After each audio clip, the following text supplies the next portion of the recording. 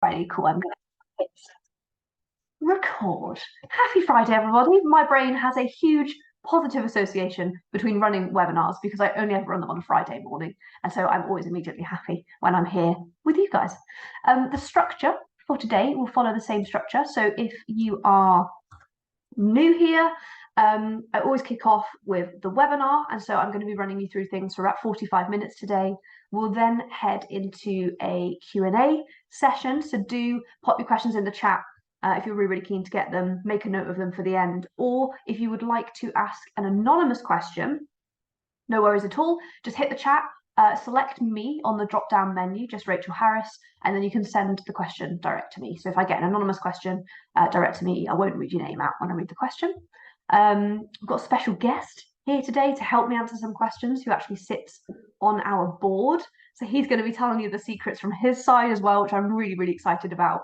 So I'm going to run the session for about 45 minutes. We'll head into some questions. We do stick around for half an hour afterwards if anyone is up for some networking. It's not stuffy forced networking, if I say so myself. I've joined quite a lot of rubbish networking, and it's really nice, really chill. Friday morning, cup of tea. We all just run through, as small business owners, what's gone well for us this week, have a little chat, connect with each other on social media, and then get back to it on a Friday morning. So we are recording, the show's on the road. If you are a client, you're obviously here as part of your benefits package of being a client. The very best way to get people that you love and care about talking about the uncomfortable topic, which is finance, is to share that you are here today, whether that is on your Instagram stories, if you're doing a TikTok day in the life, just share that you are here. Very often seeing a loved one talking about finance makes them feel super comfortable to start a conversation. And again, it's a super great way to say thank you for us to putting on these sessions for you. So if you're new here, lots of times with these webinars, different audiences cross-populate. So if you've heard this a million times before, I'll go super quickly. My name is Rachel. I'm the founder of one of the UK's fastest scaling accountancy practices. So I own a practice with 732 clients in accounting, 16 members of staff. I do a lot of mentoring and consultancy work. So one of the big bits of consultancy work that I do is actually helping small business owners to have better board meetings. Board meetings are something that changed my business life and therefore changed my personal life. And so Phil, who's here today, who also sits on our board, between the two of us, I head up finance, he heads up strategy. And we help our clients have better board meetings. And so this is a list of, if you Googled Rachel Harris, what would come up. The bits that are the most relevant to today are that, firstly, I sit on one of the largest boards in the UK. So I am a director and trustee of AAT, which is the governing body for accountants in the UK. So AAT have 124,000 students in 105 countries, and they have over 300 members of staff. It is literally one of the biggest boards in the country. The board sits at between 20 and 26 members in the board meetings at any given time, and that does not include the executive team. So it's literally one of the biggest boards. On the other end of the spectrum, in terms of most relevant for today, I also sit on one of the smallest boards in the country, which is my own. So striveX has a super lean board, which is currently made up of 3 people, which is 2 shareholders, myself and my husband, James, who run the practice, and then 1 non-executive team member. Within the business, we have 16 members of staff across 4 limited companies. But again, I literally have the insight into sitting on one of the biggest and one of the smallest boards in the country, which just gives me like the most amazing insight into what happens at the biggest, what happens at the smallest. As you can probably imagine, there are things that big boards do very well and things that they do very slowly. And so I'm able to take that insight, all of the training and development that comes with that, and then implement it into our practice. So those are the most relevant bits for today. Through doing all of those things, growing this community that you are all in some way a part of, I get to work with some of the best brands in the business.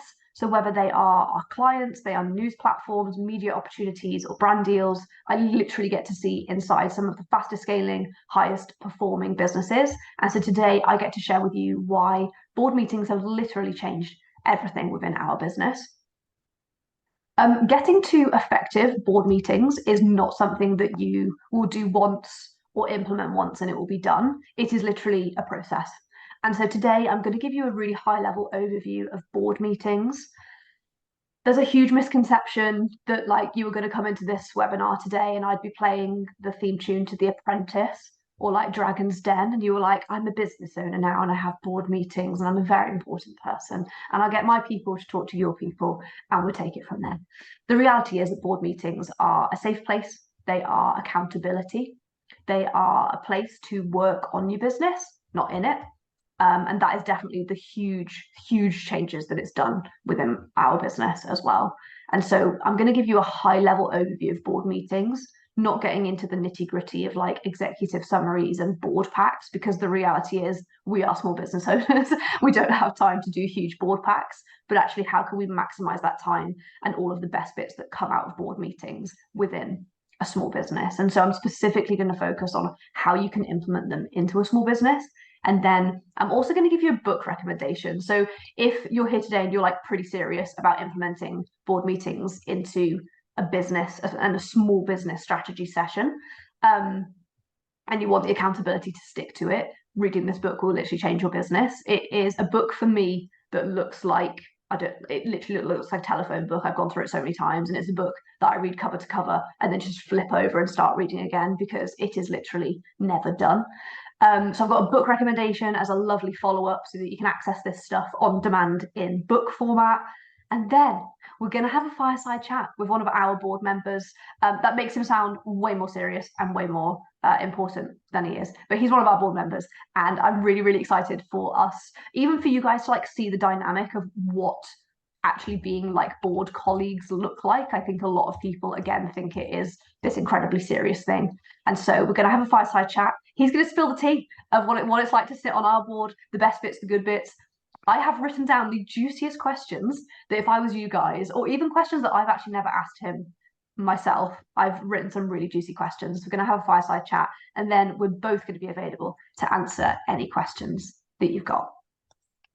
So the plan of action for today is I'm just going to kick off with a little bit of a story time about the last board meeting that we had, because it was a bit of a hot mess. And I think understanding that this is a process, it's like brushing your hair. You get to the bottom and you just go back to the top and start again. Like, it will never be perfect. We're all human. We're all small business owners. And so actually showing up sometimes is more important than showing up as your best self. So I'm going to kick off with a story time. And then just going to run through the high level strategy behind the purpose of why actually having board meetings will change your business. The secondary purpose, which has always been really important, educational piece for me with other businesses that I work with. The team that you should be looking at to have on your board. Again, if you're sat here as a solopreneur thinking, well, I'm not going to bloody talk to myself, I've got the solution for you. What the board pack should look like, how to run a board meeting, and then also how to follow up effectively on your board meeting. And then we're going to head into the fireside chat. So story time. This is my lovely husband, James. We run the business together. Most of you will know that already. We have board meetings on the second Thursday of every month. And the second Thursday in September, my lovely James was really bloody stressed. And I currently sit in shed quarters. This side is my office and YouTube studio, and that side is a man cave. And sometimes when James gets really stressed, he comes into the man cave and sits and works on his laptop. He was sitting in the man cave, he was huffing and puffing. And about half an hour before the board meeting, he was like really stressed. And then about 10 minutes before the board meeting, he was really bloody stressed. And then about 2 minutes before the board meeting, when I'm about to go and have my pre-wee and make sure I've got everything open, about 2 minutes before the board meeting, he literally said to me, I can't come. I'm not coming. I am not coming. Our business has been going for 3 years, and we've been having board meetings for about 18 months now. And we've never missed a board meeting. And what James was going through and what, like, the work that he was focusing on was very urgent. But a board meeting is incredibly important. And so I was literally saying to him, like, we can't miss it. We can't miss it. Like, it's so important. Come on. And he was like, come on, I've prepared the board pack. You could just sit with Phil and go through it on your own. And I was like, no, James. And so I wasn't getting through to him, so I just let Phil into the waiting room, like into the Teams meeting. And so Phil managed to like coerce him into sitting down. And then an hour later, after going through the board pack, slightly reluctantly at the beginning, it was just a huge, like that board meeting. There have been decisions in the business that we have been trying to work towards getting to a finite closure on. Someone's not on mute. It's absolutely fine. I can just hear like tapping. I'm not sure who it is. Maybe Sarah, Taylor, Jason, and I'm not sure someone else. Yeah, by the end of that board meeting, we made decisions that we had sort of been procrastinating on for maybe 3 or 4 months. I think Phil's been hearing the same risk register and the same sort of hesitations on making decisions. And in that board meeting, we made decisions that we've been procrastinating on for a really long time. And I think sometimes getting into a point where you have stuff that's urgent, that forces you into doing something that's really, really important, can actually push you to the point of, actually, if I'd made this decision 3 months ago, would I be in a situation where I, as the founder of the firm, was having to deal with something that is incredibly urgent? Probably not. One of the next sessions that I've got coming up is a webinar exactly like this, but how to step out of the doing within your business and how to get more into the working on your business, how you handle that as a team, what comms should be coming to you at partner level. And I think this literally feeds into this. So me and James were literally sat here, and I could not get him to come into the meeting. And then Phil arrived into the Teams room and managed to like coerce James into sitting down. And so if you're sat here, and as I go through today and I talk about having other members on your board, please do not underestimate how impactful having somebody else with you, especially if you're a solopreneur. You absolutely can have board meetings on your own. So context for what I'm about to go through, you 100% can have board meetings on your own, but the power in the accountability, I'm pretty sure in the last board meeting, I said to Phil, you're just a really intelligent parrot, because the most impactful things that you do are actually regurgitating to us, whether it's last board meeting, 2 meetings ago, and he says, my notes here say that last time you said this.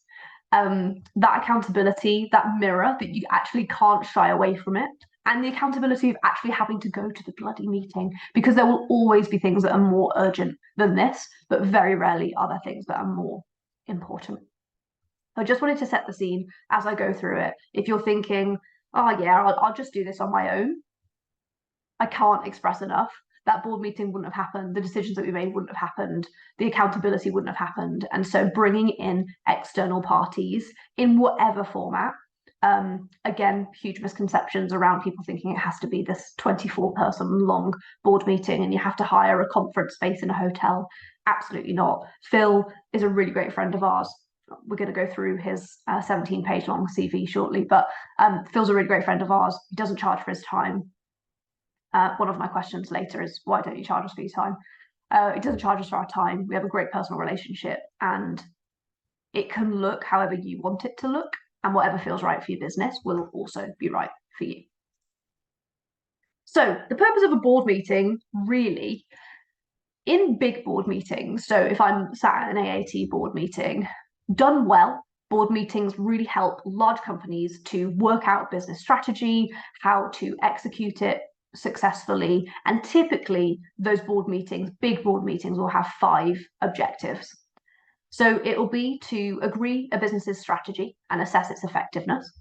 And then the management will then be presenting strategy proposals at an early stage in the planning process.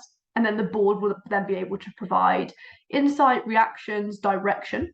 And so in order to be able to do that, the board needs to understand the drivers for the business. So where are we going? How can I decide if this is effective if I don't know where we're going? So it could be things like cost efficiency or long-term goal, long-term strategy. It'll have to understand the SWOT, so the strengths, the weaknesses, the opportunities and the threats, the changes that are occurring in the industry right now. They'll go through things like consultancy businesses, they'll go through financial performance against the budget, they'll make sure that the procedural and the compliance issues are being properly dealt with. They'll also be including things like legislation, the Companies Act, health and safety, codes of conduct, compliance, HR. And that's not what small business is. That is not small business. Small business isn't every single day focusing on long-term strategy. Having long-term strategy is incredibly important, but actually we're not going to be reviewing the Companies Act. We're not going to be reviewing health and safety law. The reality is it's going to be making incremental bite-sized decisions that help you get one step closer to where you want to go. And so small business, solopreneur or small business board meetings actually look like agreeing business strategy on a short, medium, and term level to then be able to assess the effectiveness of it. To understand and review the key drivers in your business. So for us as an accountancy practice, that's revenue, that's portfolio growth, it's client growth, it's number of inquiries that are coming in, and it's giving us the ability to collect data on that. It's then to review SWOT analysis and a risk register. So a risk register is something hugely important. I'm going to come on to it on the next slide. But a risk register is literally a list. For us, that's a spreadsheet. And again, when Phil and I come into businesses and we do board strategy, we come in with a template of what that board meeting should look like. Again, focusing on what a real and realistic small business board meeting should be looking like. And so that risk register really is going to be the most important thing that sits within your business. So that risk register is a list of risks. So for us, if we talk about a year ago, MTD, making tax digital coming into play, was a risk. It wasn't a serious risk. It was something that we planned for. It could be maybe a member of staff might think they're unhappy, or we've got concerns over like their management abilities. Do we need to put some training in there? And so we literally list out every single risk, ranging from this is just a gut feel that I have, all the way through to every single bit of data is telling me that this is a ginormous risk within the business. We list every single risk that we have within the business, and then we rank them based on red, amber, green, the likelihood that they are to happen, red, amber, green. And then if they did happen, what would the impact be? So we're doing on likelihood and impact, because some things are very likely to happen, but would have a really low impact. So for example, maybe within the mortgages side of the business, a change in interest rates, very likely, impact low. In terms of people do still need mortgages, we are still getting inquiries, and actually we understand how to handle that. However, on the other end of the spectrum, there could be something that's very unlikely to happen, maybe something happening to one of me or James, something that's very unlikely to happen, but if it did, the impact would be huge. And so we use that matrix to help us identify what should our short-term focus be based on our long-term goals, combined with the short-term risk register. So we review a SWOT analysis, we review a risk register, we run through anything that's happening within the industry. At the moment, again, MTD for accountants, making tax digital is a really great example. So we agree the business strategy, we go through the drivers in the business. So for most people, that's finances and some data on what's coming in and going out of the business. We review the strengths, the weaknesses, the opportunities, and the threats. Again, sometimes they change, sometimes they don't change. There's normally ones that always make a permanent appearance, and then there'll be new ones that are coming in, and then old ones that are going out. And then again, we focus on that risk register. We do that to ensure that the company operations are actually aligning with the strategy. So we have a very, very clear long-term goal, a very, very clear North Star within the practice. And so we're doing that to ensure that all of the data that's coming in, all of the plans and all of the focus and outcome that we agree with in the session are actually aligning with that company strategy. Just to reiterate, I'm doing this at a very, very high level. The book recommendation that I'm going to give you, it literally is like a start to finish textbook to-do list, action list of how to implement these things, as even including the strategy. So if I'm sat here talking, you're like, well, this is great, but my strategy is to like just make sure my mortgage is paid. Don't worry, this book literally gives you instructions on how to work out what your strategy is, why you need it, what's important, what your core values look like, and everything else. Then the juicy bit for us as accountants is to monitor the financial performance. So every single year, James and I do a quality of life audit. We started the business not doing that. We started the business literally just taking out what we needed to survive. Actually, 2 years later, we were a bit stressed and a bit miserable, and actually realized we became self-employed to build a life that we really, really wanted. And so every year we do a quality of life audit where we go through what we need and then what we want. And we try and push ourselves. Like, it's uncomfortable to do that. It's uncomfortable to say, do you know what? This time next year, I want to be able to shop at M&S, or I want to go on 2 holidays, because we're in the pre-parent phase of life.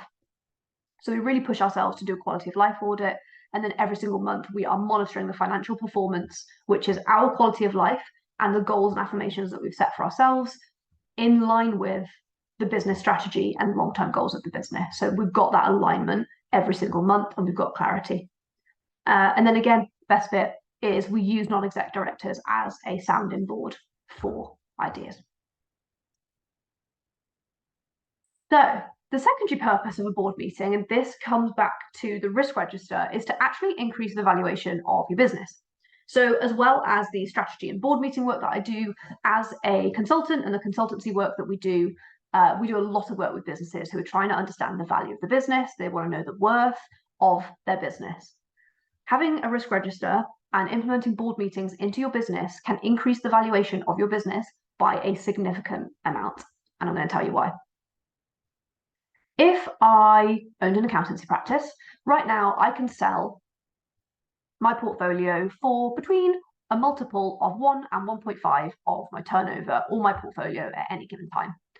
That multiple between 1 and 1.5 will depend on a couple of different things. I'm not going to get a 1.5 multiple of my turnover if I'm making a massive loss. Actually, I'll probably just get a 1 multiple. But actually, if I have a very streamlined practice that's making really good profit, and I've got a great team, lots of people are buying accountancy practices right now for the staff because there's a recruitment crisis, you'd then be looking more at the 1.5. And so when we're reviewing the valuation and how much businesses are worth, we do it on a multiple of turnover in different industries among lots of different things. However, so let's say tomorrow me and Jays wanted to sell the practice. We literally plan on keeping striveX forever, so we're not going to, but I'll use striveX as an example. If we wanted to sell striveX, right now we would be looking at a multiple. We have a very profitable business. We have an insane team. We'd be looking at the very high end of the spectrum, 1.5 plus. Not taking into consideration trademarks, personal brands, that would actually be way higher for our practice, but that's quite unique. So let's say it was 1.5 multiple of turnover for the valuation. Done. However, what James and I have is 18 months worth of board meetings, 18 months worth of risk registers, and 18 months worth of minutes, where we are able to prove that over the last 18 months, we have been able to identify every single risk that's happened within our business, come up with a solution of it before it's happened, identify the impact of that risk if it happens and the likelihood that it is to happen. And so we can literally put a time map together of the last 18 months and say, James and I as founders have been able to identify, mitigate, and navigate every single risk that has happened within our business over the last 18 months. So not only are you going to buy my practice for 1.5 times a multiple of my turnover, you're also going to have to put me and James on a bloody ginormous retention bonus to keep us in the business for the next 18 months, to continue identifying and mitigating risks until you have the gut feel and you have the resources to do what we are currently doing for the business. So not only am I going to go into that negotiation with a 1.5 multiple, I'm also going to go in knowing that I, as the founder, am probably worth the same again in a lump sum payout after 18 months. Having board meetings, having this awareness, having people like us sit on your board, actually, that is what having a board meeting will do. It is about long-term strategy. It is about improving your business, but also it's about understanding why those things are important, how they feed into the really long-term area of your business, and actually being able to prove yourself as a founder to be able to go through and mitigate all of those risks. So I'm hoping I blew some people's minds there, because I actually think that's one of the most undervalued areas of a board. And I think as somebody that we've done valuations for Stephen Bartlett, we've done work with people who've just come off or about to go on shows like Dragon's Den, and this area of finance and business is so underserved and so few people understand it appropriately. And so for me, if I'm working with a founder that is even considering selling their business one day, that is the number one reason. And so now you can see why it's so easy to invest in, do I want people to sit on my board? If they are going to sit on my board, I want them to be the best, because those board meetings are becoming an asset that you will literally be able to sell one day. Okay, so coming on to the team. Said at the beginning, ours is really, really lean. We've done that for a reason. We are currently literally, before we let you in the waiting room, having a conversation about actually inviting a fourth person into our board for the first time. As we're growing, we're trying to bring in more expertise to just make it the best board ever. But choosing the right mix of people can really help you guys to create an effective board. So each board director's role will be agreed before they join the board. Depending on the size of the business, you might have a wholly executive team. So if you've researched board meetings before, you'll hear things like exec and non-exec. Exec means that they are paid by the business, they work in the business, and they're employees or founders of the business. Non-exec means that they're not involved in the day-to-day running of the business. So Phil for us is a non-exec board member. So if you've got employees, if you've got managers, if you're a slightly larger business, you might have a wholly executive team. But actually, if you're a small business, it will probably be that you have a wholly non-exec team apart from you or maybe a co-founder or a manager. So if you are smaller, you probably want to fill some seats with external parties. Couple of things on this. The first is to identify the areas of the business that are lacking. There is a reason that I am very in demand for this resource as somebody that runs board meetings, hosts board meetings very effectively with strategy, but also because I am finance. For a lot of people who aren't intuitively, don't naturally gravitate towards finance, finance is normally the number one seat that they will be trying to fill. If they can fill it with someone like me who's also a business owner and also quite strategic, better value for money, great, done. So it's really important to think about, if you closed your eyes and imagined a dream board meeting, and maybe there's you and 2 or 3 other people, could be that you don't know who they are. It actually could be that somebody has immediately come to mind and you're like, well, they're getting a DM from me after this. But it could be that actually, if you don't have a face to that person or you don't know them already, it could actually be that it is a role, whether that's finance, operations, strategy. You just want to find someone who is doing the same thing as you, in the same industry as you, but actually better and bigger. You want them on your board. I want you to come in and I want you to fast track all of the mistakes that I haven't made yet. And I want you to tell me what mistakes you've made so that I avoid making them. I would always recommend external seats. For me as an individual, and I think I've said this to Phil before, external seats make sure that there are people who are for you, not for profit. I've sit on boards before where shareholders are board members and they are the loudest board members because they personally financially benefit from certain decisions being made, whether that is cost cutting, whether that is making very unstrategic decisions for their own personal gain. And so actually always having a couple of external seats for people who are for you. I'm never questioning Phil's intention with anything that he says, because he does not profit from anything that comes out of striveX. He's for me, he's for James, and he's for our business, which has saved my mental well-being multiple times. So you want a team of complementary skills that all complement each other and actually just contribute to really, really great decision making. For example, if you're planning on expanding, you're going to want someone who understands the financial implications of expanding. You might want somebody who has expanded or scaled a business. Maybe they've franchised a business. Very similarly, this is very applicable to our board. You're going to want to find a mix and a blend of optimism, pessimism, experience, and youth. I think having a mixture of all of those things, James and I normally, if anybody has spent more than 2 minutes with me, you'll know that I am a 10 out of 10 on the optimism, positivity, it's all going to be fine. I'm definitely the visionary, and James is much more of a practical person. And so Phil actually sits somewhere in the middle. And so actually that completely balances us out. And so that blend is also really, really important. So once you've identified what seats you want to have on your board, it's then important to think about the other complementary soft skills that you can bring into that as well.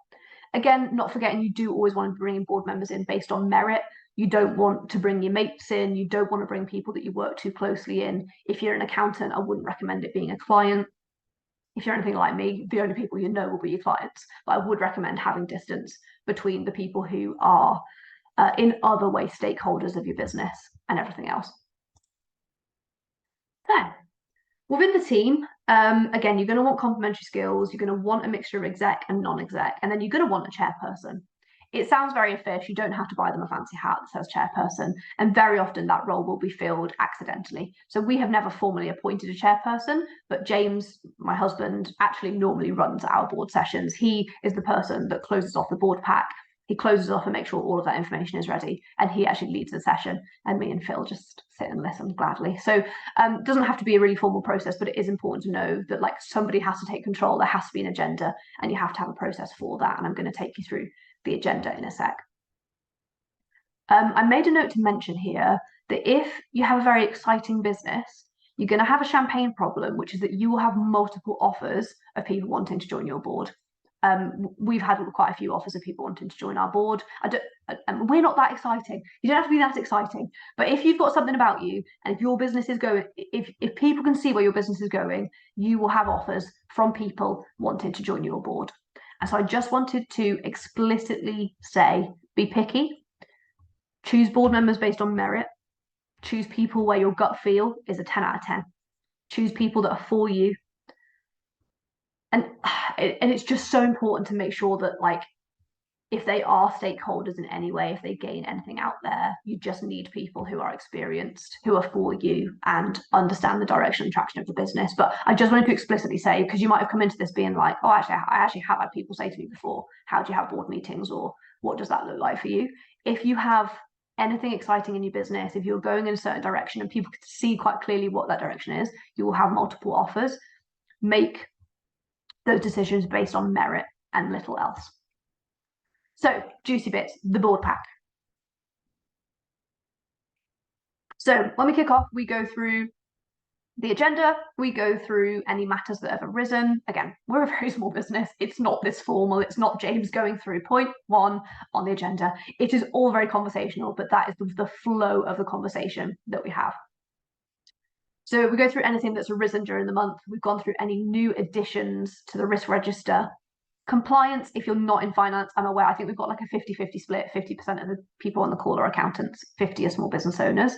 If you're an accountant, compliance is obviously going to be very, very high up on your register, especially if you are growing quite quickly. Always prioritize compliance. We're now at the point where we have a full-time compliance officer. So we go through the risk register and any compliance issues that have come through in the month.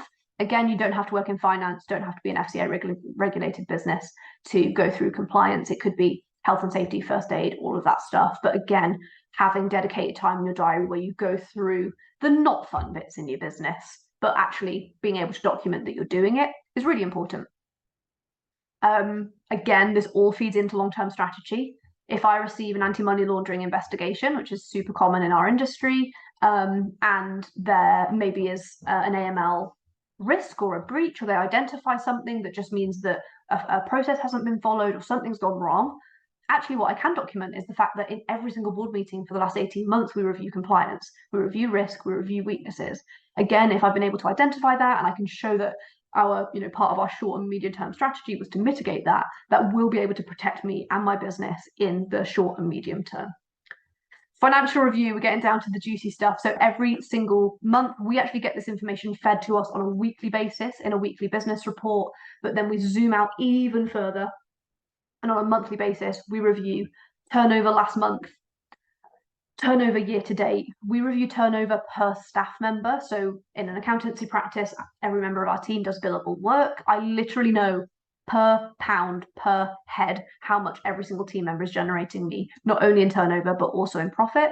That gives me the opportunity to identify any weaknesses, any issues. Could be that someone's experiencing mental health problems, and actually the only trigger that I've seen at work, because work is a safe place to them, is a drop in output. That then gives me an opportunity to have a conversation with that person that's not performance management. It's, are you all right? Like, you normally perform really, really well. Is there a problem here? So we do a financial review of the month. We compare that to our budget. We compare that to our forecast. I said that we kick off every single year with a quality of life audit. We review where we want our personal life to look by the end of the financial year. We add back tax, we add back overheads. That gives us a turnover figure. We have to hit that turnover figure every single month in order for us to be able to hit our quality of life audit target for the year. And so every single month we're reviewing the quality of life audit. At the beginning of the year, we take that quality of life audit and we turn that into a budget and a forecast. So we're comparing not only the turnover to the quality of life turnover, but we're also comparing the costs to the budgeted costs. We then also review the year-to-date figures. It could be that actually it's quite seasonal. So very often we experience, we don't have huge amounts of records in over the summer holidays because lots of our clients are parents. And so the summer, we encourage our team to take annual leave in the summer holidays because it's quite quiet. So anticipating seasonality, understanding that actually, as long as your year to date is matching, you are overcoming any seasonality within the business. We then have an MD review. So again, just any matters arising from the managing director. We then have strategic issues and specific papers. So fed in, again, this all sounds very, very formal. You can imagine it's just us lot on Teams being like, what's happening with digital marketing now? So we have specific papers that come into the board every single month. So we have digital marketing, where we're tracking inquiries, following impressions, how content is performing, trends.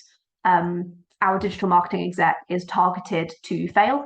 So we target her to try and test new things and fail every month. I want her to be doing things and preparing content and coming up with ideas that means that she fails. So one of her KPIs is to try 10 new things and get 5 of them to fail. Because actually what will come out of that is that 5 new great ideas will have come out of that. So she submits specific papers to us every month. Then we do specific papers from the business development manager and the managers of our teams as well. So business development is tracking hot, cold, warm leads that are coming in, conversion rates, attendance rates to calls. Again, sometimes people book meetings not knowing that it's the October half term and they just don't turn up because they're away with their kids, not even checking their inbox. Some people who book meetings late at night for the next day don't turn up because they were either really tired or drunk or something. I don't know why. So we track all of the data that's coming into the business to understand exactly how that is performing and how we can use that data to keep feeding in to the specific papers as well. Running the board meeting. So I've said that we have a chair. Again, for us, that's super informal. If I told James he was the chairperson of our board meeting, he would be like, "Good day to you." That's just not the vibe for us. But James definitely does chair our meetings. Frequency, as I've said, we do them every single month. Every month feels right. Quarterly, very often, if you've got a risk that's come up, risks don't wait for board meetings. Monthly is definitely an appropriate frequency of board meetings. We have them on the second Thursday of every month, mainly to just make sure that we've got time to get all of the reports from the different team members in. We then go through action points. So as we're just going through anything, maybe we're talking about a risk and how we're going to mitigate that. We'll then just be making notes on what we're going to do, whose action that is, and when that's going to be done by. And then again, we're running through the follow-ups. So with the follow-ups, as a board, the reason we minute it is because actually those board meetings are an asset that we're building. You don't have to have a company secretary. We use a software called Fathom, which joins every single board meeting, records, transcribes, and minutes it for us. So don't feel like this is going to give you loads of extra admin. You can have AI come into your board meeting and do it for you. And so that's going to document decisions made, any action points, and then responsibilities allocated. I'm not sponsored by Fathom. You're going to think that I am. There's Fathom bot, and there are loads of alternatives out there. They're all completely free. They join your calls and you can highlight, you can traffic light, you can code things, you can make notes. So if we're going through a board meeting and we're all just chatting away, going through the agenda, it will automatically be recording everything and transcribing everything, and it breaks it down into the sections based on tone of voice, pauses in the way that you speak, and everything else. But if there's a specific action point that I want to document, I can literally press a button that says highlight this bit of text. And so I just highlight the action points and that all gets emailed to us afterwards. And then again, reporting into the board. So if we've got feedback from a team member, for example, this month, the business development manager reported into the board, but actually we identified that we wanted churn rate to be reported in on her reports every single month. And so I just had to give her some feedback that we want her to report on churn rate. We wanted that added to the weekly business report so that we get that every Monday, but also we want that being fed into the board. Specific things to us as well in our board packs, we go through work that we've won, so number of clients, we go through the total value of the work that we've won, we go through the average fee value, we go through any disengagements. We're very, very lucky. We have quite a low churn rate. Within that churn rate, it's an even lower percentage of clients that we didn't want to lose. So whenever we have a disengagement or if we lose a customer, if you're not an accountant, you'll probably be a client of ours and you'll understand that actually for us, once we have won your work, it's our job to keep you happy and keep you. If we keep you happy and keep you, we can rely on that recurring revenue, which gives our business security. And so if we lose a client, we then go through a matrix where we ask you for feedback. So we've got a disengagement process that we follow. So if you gave us notice that you wanted to leave, we'd actually approach you and say, like, could we have some feedback? this is actually, disengagements are the best opportunity to capture very honest, sometimes quite brutal feedback, but it's feedback that sometimes you need to hear. And that feedback very often will be feedback that you're not going to hear from happy clients. That feedback is really, really important. So we have a disengagement process that we follow. We ask them some questions, and then every month into the board, we're being reported on. Here's a list of clients that have disengaged in the month. And it could be, I think last month we had 5 disengagements. 4 of them were people who were either ceasing trading, retiring, or were going back to full-time employment. There was only 1 that was actually, we could have done something to keep it. So for us, when we do disengagements, we have a matrix. So we say, did we want to lose this client? Yes or no. There's some clients that if you're an accountant, if they give you notice, you're like, because you know that you're getting headspace back, profit margin back, maybe like it just didn't feel right for either of you. And so it wasn't a loss. So if you didn't want to lose them, if you did want to lose them, fine. If you didn't want to lose them, the next question you should be asking yourself is could I have saved it? So if you didn't want to lose a client, and actually there was something that you could have done to keep that client and that you didn't do, that is when there is a problem. And that's when I would expect an action point or a minute or reporting back to somebody else to say, we need to make a change to this process. So again, just a real life example of something that we feed into the board every single month. We go through every single disengagement that happens and we go through that matrix. Did we want to lose a client and could we have saved it? So for example, somebody going out of business, somebody retiring, probably didn't want to lose the client. Most of like all of our clients we have a great relationship with, didn't want to lose a client, but fundamentally we couldn't have done anything to save it. And so therefore, actually, that's not, it counts as organic churn, but it's not a loss. Yeah, sorry, I just wanted to give a lovely real life example. Okay, as promised, this is the book recommendation. Rebecca's going to laugh because me and Rebecca spent about 2 hours talking about this book yesterday. I'm just going to pop a link in the chat. So if you want to check that book out, Traction is literally the way that I would honestly recommend that anybody at any stage of business read this book. And I'd also recommend that anybody who has a business that changes or has changed, like our business feels like it changes every 6 months. Every 6 months it feels like a new business in terms of size, volume, staff, team, everything. And so it just constantly keeps you accountable to your vision, your data, your processes, your traction, your issues, and your people. And at different stages of business, you'll be able to point to one of those things and be like, that is my biggest pain in the ass right now. It's either data, it's issues, it's people, normally people, it's the vision, it's the traction, it's the process. Like there will be something in that business that goes through every single time. Yes, this is an affiliate link just because Rebecca asked. Yes, this is an affiliate link. We're monetizing the webinars, baby. Yeah, so Traction literally takes you through step by step. I wanted to do this session very, very high level because Traction literally gives you bullet points of how, if you're starting from scratch, if you are a great person running a great business, but you don't have any of this stuff formalized, how do you get to having core values that you see people painting on their walls? Like, how do you get to that point? The reality is it's a list of questions. It's probably, who's your best member of staff? Who's the member of staff that embodies everything that you are? Write down all of the qualities that make them part of your business. And then like the core values is something that already exists within your business, and that long-term strategy is something that already exists, but this book will help you to go through everything and help you understand. But literally, the return on investment of this book times 1,000. Amazing. Alrighty, it's the bit I'm the most excited for. I'm gonna welcome my lovely board member. I've got to be nice to him now. My lovely board member, Phil. I'm gonna stop sharing my screen so that you guys can see us, because we've actually already had some questions come in. So firstly, Phil, are you all right to tell everybody, I know you, Phil, I always say Phil is like Doctor Who. Like if he tells you everything that he's done in his life, you add up all the numbers and you think, well, you must be 127 because I've done all of this stuff. Are you all right to tell people a little bit about your background? Yeah, I get deeply uncomfortable talking about the past because it's only ever kind of moving forward that excites me. Bottom line is, I've always been passionate about helping businesses and teams. So business is a team. I've always been passionate about helping teams perform better. That's taken me through sport, through military, through financial services, and troubleshooting and setting up and selling, and with varying degrees of success. My own businesses over the years, including partnering with a dragon, in a couple of their London-based funds, where we ran a portfolio of about 30 to 40 companies, moving from pre-seed all the way through to Series B and exit. And I then took some time out, having exited my last business. This is where I met Rachel. I did an MBA late to the day because I wanted to kind of formalize some of the theories and the concepts that Rachel's introduced and understand what academics may call it, even though it's somewhat irrelevant. We've both learned it's somewhat irrelevant through that MBA. And I still continue to work with a number of investors, startups, founders, and companies across Europe, particularly at board level, and looking at how turnaround strategies and growth strategies in what has been a very challenging few years for everyone, I can appreciate.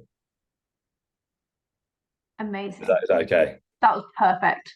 Thanks. Yeah, and I think for us, like, again, with the valuation and consultancy side of our business, we do a lot of high-level consultancy work for the direction that our business is going and for the businesses that we work with. To have somebody that's like a Dragon's ex-business partner, to have somebody who has sat on every side of that spectrum, from founder to working with a dragon, to working in VC, to working in angel investment. Also just 10 out of 10 on the great person spectrum. Like, anything that James and I do is very values driven, core values driven. It's who we are. The business is a part of who we are. And so fundamentally, having someone that's for us in the same way that we are for them was really important as well. Please do keep putting your questions in the chat. There's some juicy ones coming, but I've got some really, really nice ones that I'm going to ask Phil. The first one being, because if I was sat here listening to this, I would be thinking, how the bloody hell am I going to persuade someone to come to my board meeting? Like, maybe I can't afford to approach somebody who does this as a job at like a high level consultancy strategy level. How am I going to convince somebody? So my first question is, what do you get out of it? Like, why do you do it for us? Yeah, it's a really good question. I think for me, there's a couple of things that make working as a sort of non-exec or a board advisor for me personally really good. One, as you know, is I have an incredibly short attention span. And that might be a strange thing to say, but it allows me to operate across a number of different companies and get excited about, you know, things in the short term and in the immediacy of the moment. I feel that my skills and experiences are somewhat diluted if I spend too much time within the business. And the reason I say that is because it challenges my sort of strategic horizon, and it takes it from looking at 6 to 12 months time, which is growth, to, oh my God, have we got enough toilet roll in the office? You know, which is immediate. And a big part of the board meetings that you mentioned actually is forcing founders to step out of a short-term sort of horizon and start looking at a long-term horizon. Different people will get different things. My value exchange is education. So the more I do, and the more different businesses I work with, hopefully the better I then become at what I do and the advice that I can give. The more experiences I live, either directly or vicariously, hopefully the better that allows me to help the next kind of person that I meet. I would say, you alluded to it, and I would just put the caveat in there. There are a huge amount of people that hold themselves out as NEDs or business, you know, experts or coaches or whatever, that, you know, their value exchange is purely personal and it's purely financial, and it's kind of what's in it for them. So, you know, you've got to be really, really careful. I think if you're running a good business with really good core values, you have an immediate draw to people that go, well, hey, I align with those core values, as in me and you. It also gives you a really good filter to kind of go, well, this person's going to be better or that person's not going to be great, because you can kind of use that core value to you know, hire and interview them, really. Which is a really good segue into my next question, which I have never asked you. I'm scared to, because I'm going to get an invoice now. My next question is, why don't you charge for your time? So it's really good. I do charge for my time. That's the way that I would push it back. So on a general level, I do charge for my time. I'm at a point in my career also where, for me, what I charge is, it's that value exchange that we spoke about. I don't want to sound all kind of like hippie and sort of wanky about it, but I learn a lot. I take a lot from the experiences that we have with you, and also the way that we sort of informally have contracted. I can be really confident that me giving up that time impacts the direction of striveX, accountantsh and the group and you and James, and that's really important. There may be businesses where I don't have the sort of relationship that we've had. I don't really understand what the core values are. I don't have that level of experience. And you can kind of, as part of that contracting process in protecting both the founders and myself, that may be where I go, hey, my value exchange at this time is going to be a little bit more financial, and that actually benefits them because it helps them quantify what they're expecting to get out of it as well.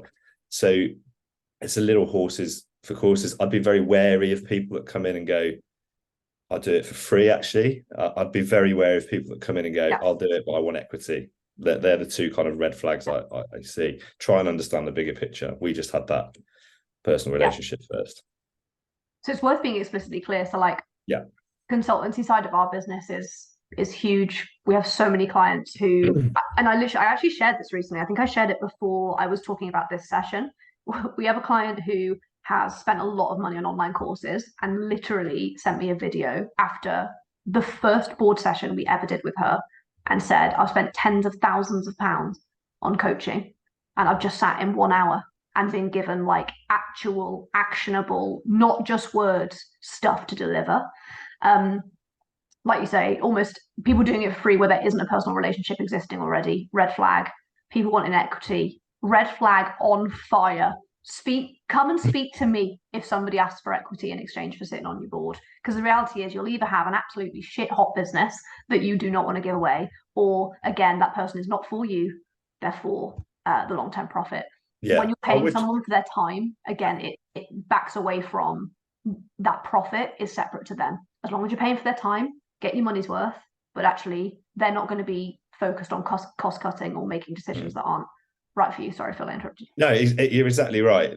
Often, particularly if you're starting out, and particularly if you get someone whose background looks amazing and you think, oh God, I'm not worthy of this person, or they'll make you feel that way, they'll often talk about what they're going to take. So that value exchange is loaded towards them. They're like, this is what I want X equity, this is my day rate, these are my expenses, I only eat lunch in this part of London, or whatever. This is my favorite wine, I expect a case of it at Christmas. I'm exaggerating, but it's not uncommon to sort of come across these people. Yeah. The value exchange should be contracted from your side as well, and go, well, all that sounds great, but this is what I'm looking to take from you for the next period of time, and be really finite with it. Don't just let someone come into your business without clarity about what you're expecting them to deliver as a board member and over what period of time. Yeah. And then if you over time you get to see that, it's important that you then keep them incentivized. And at that point you might go, well, look, this is an incentivization conversation around equity, around finance or whatever, but absolutely do not jump to that at day one. Yeah, definitely. That's such a good point. I really like that. My next question, my final question, because there's actually loads in the comment section, is because I had formal board training as part of my induction to AAT, and it was huge. It did great things. But if I was a small business owner, would I pay for it? Not sure. So my question for Phil is, do you recommend board training? Do I recommend board training?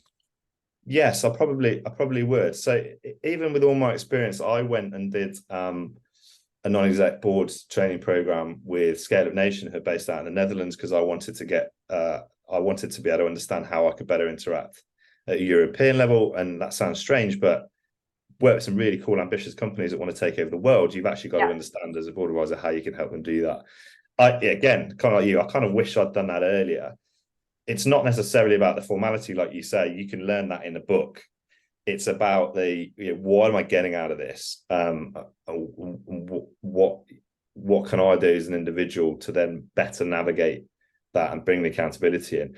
The question I always ask founders is, particularly from the investment side, is, are you really good or are you lucky? How do you know, and how can you prove that to me? If you talk about having 18 months of board pack, you can prove to me you're really good, right? But if you don't have that, or you can't necessarily evidence how good you are at times, and that can work against you. I can leverage that as an evil investor against you, or an evil partner against you. It also allows me to go, well, show me your last sort of 2 years board packs as a board member, and I can go, well, look, I think these are where the blind spots are. Is that something that I can benefit with my experience, or is it not? But do I know someone that's actually probably better suited? So having that experience and doing that training will really allow you to answer that question of ultimately how good you are. So good. As well, what you were saying earlier, because we've actually had a question from Sarah in the comments, which says, like, as an accountancy practice, how do you like, what does that look like as a service offering? So we have two elements to it. So the first element is where somebody just wants to pay for time. So literally like this, this is what our board meetings are like, is us and Phil. We bring the content, we bring everything, and we just want Phil's time. We want him to say, we want him to call us out on stuff that we're doddering on. We want him to remind us of long-term strategy. We want him to bring his insight, his experience, and we literally just want his time. So option one is small business owners say, second Thursday of every month, 4 p.m. I want you on my board. Just pay for your time. That's it. That's offering one. That's at an hourly rate. Offering number two is more of a retainer style, where they get that board meeting, but also we are preparing the board pack ahead of that. So maybe they do their own bookkeeping, but we prepare some management accounts, or we do the bookkeeping, and so we're doing everything. And so we would prepare that. We prepare that board pack. We include all the finances. We do a balance sheet review. We do all of that stuff, and we are actually chairing the meeting. So we're doing all of the board pack preparation. We come into that with a review. We follow that agenda. We do a risk review, all of those things, but that's at a higher level, retainer style. You don't get access to us on demand during the month, but actually you're on a retainer because we are your internal finance function. I'm now operating actually as your FD. And so we're coming into the meeting prepared, not just paying for our time. Okay, so we're going to do some quick fire questions. The questions have been really, really good. So Jason has asked, this one's to Rachel, how do you track your staff's billings and profitability? So super, super straightforward. So we bill upon completion of work within our compliance team. So clients receive their set of accounts with an invoice. Within our accounting software, we allocate based on every single job. We set up the tracking categories. So you can do that in Xero, QuickBooks, Sage, tracking categories per member of staff. And so literally I could pull one up right now as of 10/28 on the 29th of September and see per head, per day, working day of this month, how much every single member of staff has billed me. And then we divide overheads and cost of sales accordingly. And so literally through accounting software, I can track every single team member's billings and profitability. They are all targeted. So they have a target amount of workflow to bill each month. And that is to ensure that they're actually delivering 1/12 of their annual workload every single month. Because again, if it's the summer holidays and loads of people are off, that's going to mean that January is stressful. And so we're just trying to make sure that everybody's doing 1/12 of their work every single month.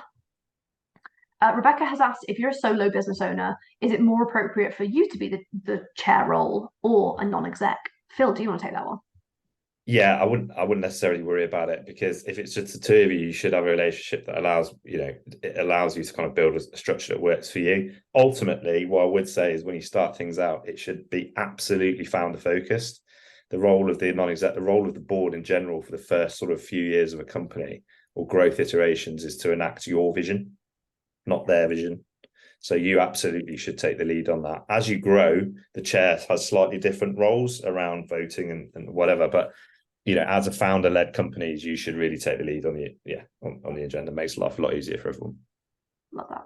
So Sarah asked, Rachel, do you share any of the contents, including the financials, with your team? Yes, the answer is yes. So our weekly business report is available to every single team member within the business. So that is £1 per person per head.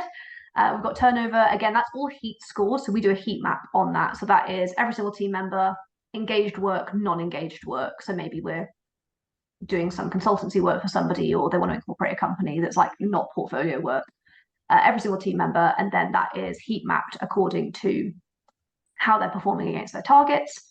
So all of those turnover figures are shared. We have tasks outstanding for the month that we deliver as well. So for things like VAT, bookkeeping, all of those things, I would expect that to be one quarter in the 4 weeks of the month going down. We show that in a graph, how many tasks are outstanding for the month in terms of the team as well. We then also share the clients won, the work won, clients lost, value of work lost. They see the value of the portfolio at any given time. So that weekly business report is delivered by 10 a.m. on a Monday. That goes out to every single person. Every member of staff can see that. So yes, is the answer. A few more questions, because I did skim over your question, Sarah, so I'm just going to read the whole thing out. As an accountancy practice, do you have board packs and sitting on a client's board as a service offering? So I answered that one. And if so, what size client is this typical for? That's a really interesting question. I'd actually say there is no typical. We have everything from large subsidiaries of American corporations that are almost hitting the audit threshold, all the way down to businesses that want us as part of their business from day one, because they understand that their long-term goal is literally not doable on their own.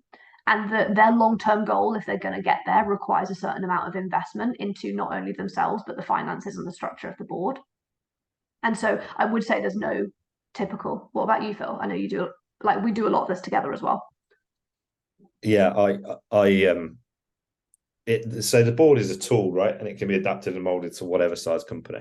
For one person up to thousands, millions, it's a level of oversight. It in itself is an operation that the business should be doing. So I view it in the same way as, having account software or your social media. It's a core business value. A really interesting question, follow-up question from Sarah says, what more can we as accountants do to help small business owners to have a board style approach without it costing too much for the business owner? I'd say that is actually the main reason that we have two offerings. So one literally just being you can pay for our time, and one being you can have the whole thing start to finish. I would say that lots of our clients start on the can I just pay for your time and end up on the retainer, because if they're doing their own finances, actually they understand that the amount of work that they have to do to get to a board meeting, because we take it for granted we're two accountants running a business, that our finances are like on it at every point. But actually, in order to get to the point where you are making strategic business decisions, that bookkeeping, even if you're cash coding, and so all of that information is pretty timely, just straight from your bank feed, to make sure that all of that is correct. So we do things like we do accelerated depreciation within our practice. Like, we're scaling so rapidly, we actually found that we wanted to report like core EBITDA at every point, because we're spending so much on buying assets, because we've got new team members starting every 4 to 6 weeks. We do accelerated depreciation. We do huge cash flow planning. So we put £500 every single month into a pot for new assets, because we've got new team members starting all the time. £250 at the moment every single month goes into a pot for our annual workation. And so every single month we put 1/12 of what we think that will cost next year into a pot. And so we take for granted that we as accountants run our businesses like this.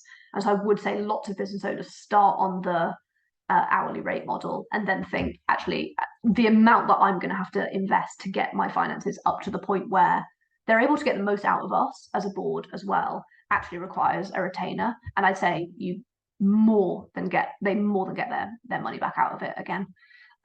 We do normally put in, depending on the size of the business and the long-term strategy, I would definitely recommend, and I always explicitly say to a client, board meetings aren't, like, if I'm going into a job as a consultant, or if I'm like mentoring or working with someone as a consultant, I would say it's my job to get me in and out as fast as possible. Like, it's my job to make sure that you don't need me anymore. I'm here to make myself redundant. I can put in processes, I can put in systems, I can almost coach you to the point where you don't need me anymore. But I would say board meetings are different. You're going in for the long haul. And so it being an absolute minimum of 6 months is really important, because very often they'll probably leave the first board meeting a bit overwhelmed because they've got loads of bloody work to do. And so having those conversations of this is the journey that you're going to go through. As a founder over the next 6 months, you're going to start off feeling quite stressed and a bit overwhelmed because you're probably not in ship shape at the moment, but where you will get to in 6 months is great. And so almost just having open conversations that if I'm being airdropped as a consultant to sort something out, provide strategy, or implement a process, it's my job to be in and out as fast as possible and to save you loads of money. I am for you. I'm not here to make loads of money on an hourly rate. But if it is a board meeting, actually, this is a long-term partnership that we're going to make, so that you understand. Sarah has asked, how do you present to the client that actually having that support to go through their finances and business goals each month is worth their investment? Oh, good question. We collate lots and lots of feedback from clients. I think it is a really easy thing to say no to, almost like different elements of accounting. It's really easy for a client to be like, I'll just do my own bookkeeping, and then 2 months later they come back being like, this is horrible. And you're there like, well, yeah, I told you it would be horrible, because it's rubbish. So it is hard. We collate a lot of reviews. Specifically for board meetings and consulting, I ask for video testimonials. Or if someone's not comfortable, I'll ask them for a voice note. That's the first thing. The second thing is I always give that first piece of time away for free. So if I'm taking on someone that I work with on a one-to-one basis, and there's quite a few of them in this meeting, I speak to the first person will get like a 15-minute cuppa for free, and that is literally a vibe check. It's a, do I want to work with this person? I am trying to step away from exchanging my time for money. And so firstly, do I want to work with this person? Is it right? Do I think they're coachable? Because actually, if they're just paying for my time to sit and tell them stuff that they're not going to implement, that's rubbish for me and actually reflects quite badly on me. So I need them to be in the right headspace, in the right business, to be very coachable. But then I'll also have an understanding of what their goals are. The next thing that I then do is literally say to them, I'm not a salesperson. I'm not here to sell. I'm very, very results driven. And so rather than give you loads of testimonials, let me just introduce you to people that I currently work with. And so I make 2 introductions to every single person. There'll be people that they haven't got their cameras on, that I work with on a one-to-one basis, that are nodding, being like, yeah, I've spoken to multiple people that Rachel sent to me. I think it's the best way. I think they ask questions to that person that they wouldn't ask me. Like, is it value for money? Like, that hourly rate's quite a lot. Do you get that back? And to have that personal relationship, and to actually, for me to be able to express confidence in my own work, that I'll say, go and have a behind closed doors conversation that is not anything to do with me, and do that. So I always give a chunk of my time, 15 minutes of my time for free, to do a vibe check. And then I let everything else do the talking, because I'm not a salesperson. I'm not here to sell. I'm not here to make money and exchange all of my time for money. I only want to be working with people that are the right people in the right places, that also have confidence in me. Because if they're going into that conversation in every board meeting thinking, how can I get the most for my money? Like, that's not going to work. You have to trust the process and like really lean into it. Sorry, Sarah, that was absolute word vomit. Can I just add quickly to Yeah. that, Sarah? In my experience, it's worth asking someone, if they're questioning it, do they have like a business that they look up to? Or if they do, I'll be 99% confident that that business adopts this practice. In 99.9%, there's always outliers, but in 9 out of 10 times, a successful business has a successful board. Yeah. So it's a bit like chicken and egg. I would argue that the board brings the success rather than the other way around. And that's the thing. I do feel like running board meetings is quite unique in that I don't think it is the natural skill set of a lot of accountants. I think being an FD on a board is one thing, but actually coming in as like a board strategist and a board consultant, like Phil and I do, is almost a next layer of skill. And so, like, if I was a client and you were pitching to me, I'd say, like, well, how long have you done board meetings in your own practice? What boards do you sit on? Like Phil and I both sit on multiple boards. I've got multiple clients that I can introduce them to, again, from the smallest to the biggest in the country. That's a very unique set of skills. And so be very, very explicit, or pull together a one-pager, which is literally like, this is how it works. Okay, Sarah said, that's all good, thank you. I think it's more frustration on our end, where you can see a client needs it, but they're so focused on the cost that they won't pay for it. Yeah. Okay. So Sarah, I've got another book recommendation. I feel like you are definitely another accountant, and you might have read Selling to Serve. If you haven't read Selling to Serve by James Ashford, yeah. Okay. Was that yes, I'm another accountant, or yes, I've read Selling to Serve? I think it's yes, I'm another accountant. You should definitely read. Okay, she's read Selling to Serve. Read it again. Start again. Read Selling to Serve again. I would say as well, though, for us as accountants, like, that would be a red flag to us from that client. So like, if that's an existing client that I've had a conversation with and they say like, oh, it's just too expensive, I would challenge them on, well, what's the cost of saying no? Again, as Phil said, do you have businesses that are scaling? Do you have businesses that you look up to? I guarantee you they are doing this within their business. Being profit focused very, very often doesn't serve people.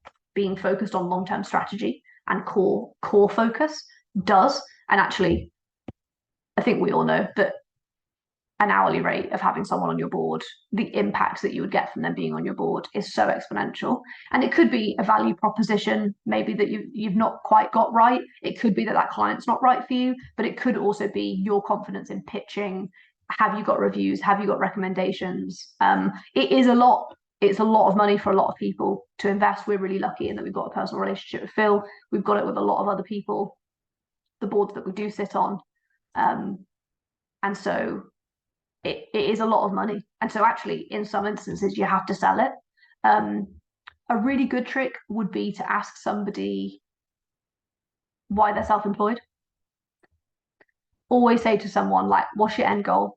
Why are you self-employed? They'll normally, like for me, it was having a family. We were desperate to have a family. I wanted to try and step out of the business to have a family.